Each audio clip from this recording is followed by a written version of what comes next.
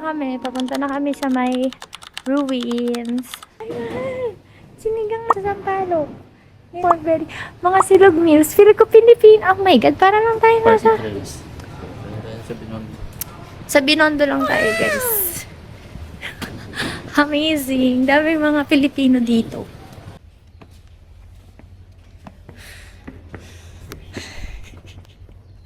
Guys, hindi naman kami na-inform. Napaakyat pala to. Ayun nga to, oh. Doon kami galing sa pinakababa. Tapos sa akyat pa kami doon. Okay na to pagkano Townswell. Pero okay lang. Tulog na ulit. Miss yung motivation ko. Ay, mas nanay. Matanda na. Pero kaya pa to. Ganyan yung nanay. Kami hingal na. Mga kapanahonan talaga natin. Hindi naman. Ang buto. Yan ang bababain namin mamaya. Pero yun pa. Yung haakyatin namin. Grabe. Nakakahingal. Medyo nag-iisip-isip kami. Ako lang. kung bakit kami umakyat. Bakit ba tayo umakyat? Pero tingnan nyo, ang lalakas kasi ng mga matatanda. Ang galing nila. Sobrang nakaka-amaze, di ba? Nakakahiya naman na hingal kami dito. Tapos yung mga matatanda nagtatawanan pa.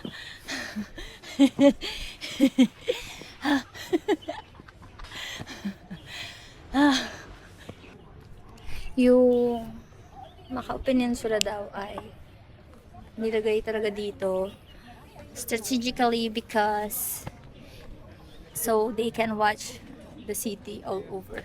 Tama. Galing. In all directions.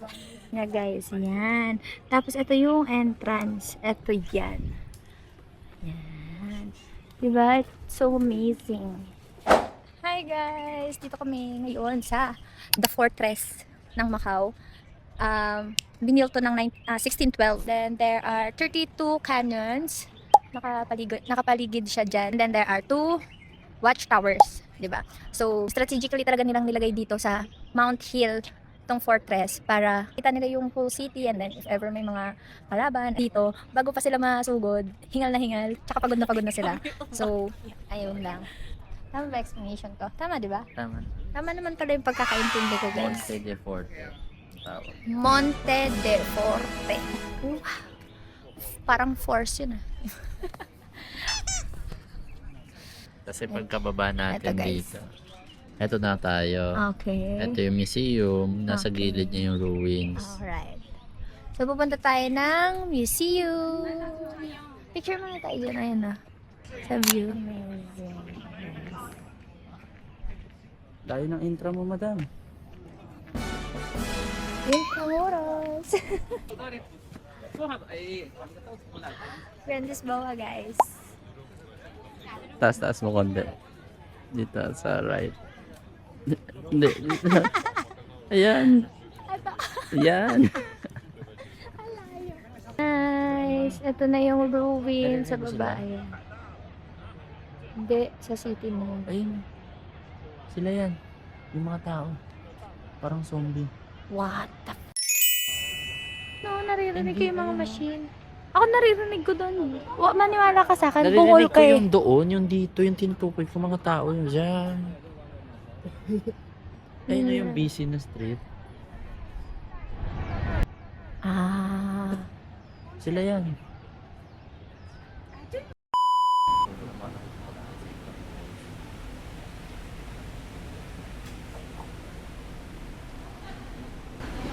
Every day and I pray, praise the Lord.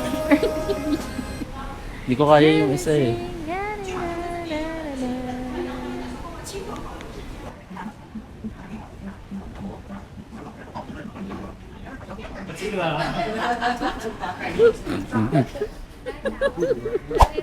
Guys, share ko lang. Dito na kami sa The Ruins. Ito na yung ruins. Oh my God. Tingin ka sa akin, love. Hindi naman dyan sa kotse. Yan. Oh, tapos may nakikita. Wala na yung view. Oy, may ganun. Tampo na ako. May momento. Nagtampo na ako.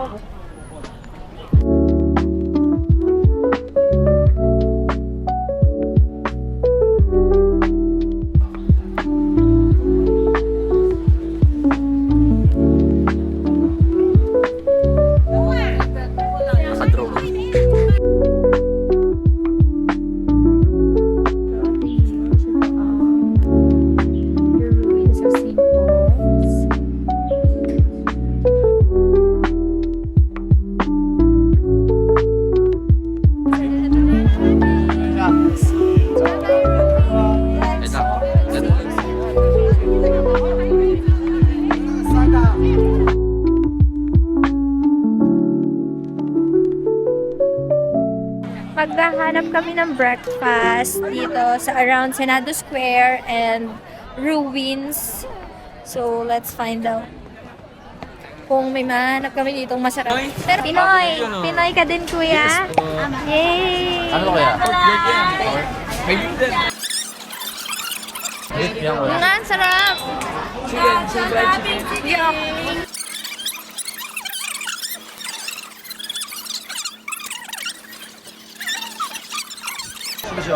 Breakfast! Gusto po bumili ate. Maingat. Huwag yun. Ganito yung storage room. Ito po box. Sorted. Thank you! Thank you, thank you. Marco Cafe. We will try their drinks and ganito yung dine-in nila. It's so dirty. I wanna eat here.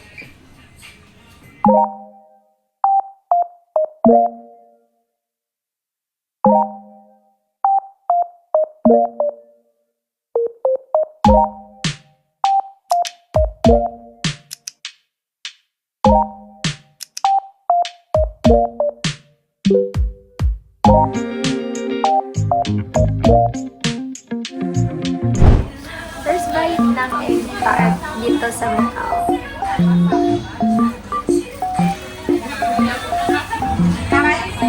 Hindi ba ganun katamis? Parang 10 patak.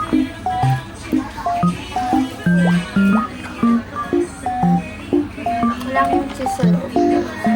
Ito lang yung cheese niya. Tapos bun. Like, normal lang tinapay and then cheese sa iba.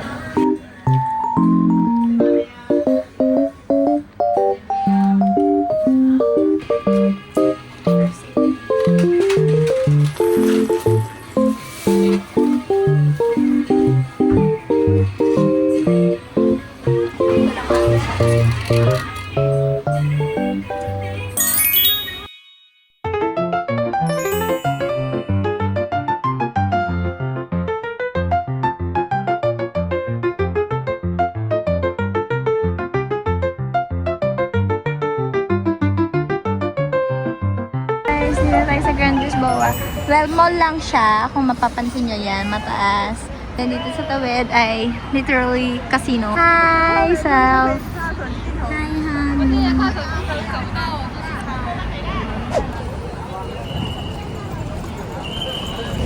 Wear your sunscreen. Oh, nalang! Dito tayo! Wow!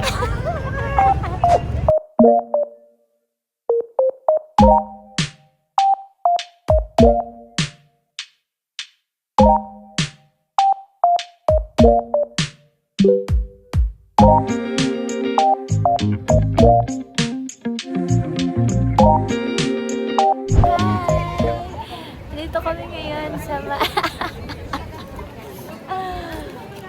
Hi! Oh my God! Hindi na kami makikita sa Pilipinas. Bye, Philippines! Gonna go there.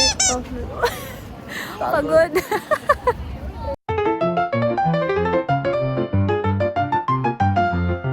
Macau Fisherman's Wharf.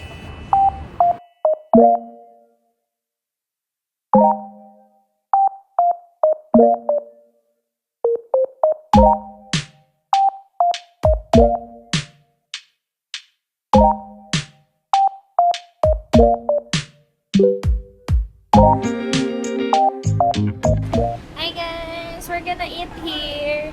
We have Gongcha for milk tea. Gongcha.